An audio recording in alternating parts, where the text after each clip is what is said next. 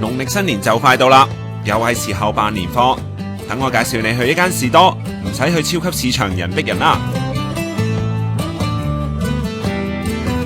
呢間士多由3個80後創辦，一年365日，24小時無休，而且仲有送貨服務。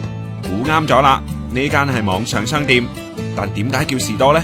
比較主要有嘅特色係比較有人情味啲，即係比起一啲可能死板大啲嘅公司，咁士多個彈性啊，即係人嘅互動方面會好啲。士多專門搜羅一啲懷舊零食雜貨，例如沙爹魚串、芝士圈。臨近新年，佢哋仲有唔少本地年貨推介，其中最受歡迎嘅肯定係老字號嘅手造蛋卷。好似呢個超香圓嘅蛋卷，17個鐘裏邊就買晒。大部分老字號只做街坊生意，產量唔多，通常唔做批發。為咗攞到貨，佢哋用盡各種方法。喺土瓜灣有間蛋卷啦，我哋之前都係揾一啲分散揾啲人去，每人買幾盒咁樣去買。咁但係後尾就俾人識穿咗。好彩最後佢哋用誠意打動對方。除咗蛋卷，仲有經典嘅史密夫果汁糖。荃灣起家，上海綠金記嘅藍棗夾合桃。60年老字號有記嘅頂級蝦子麵，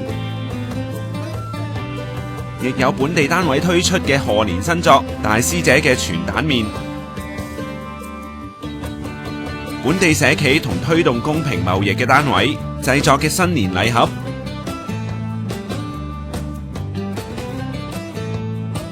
為咗支持基層市民，關注草根聯盟亦都推出咗一系列嘅拜年包。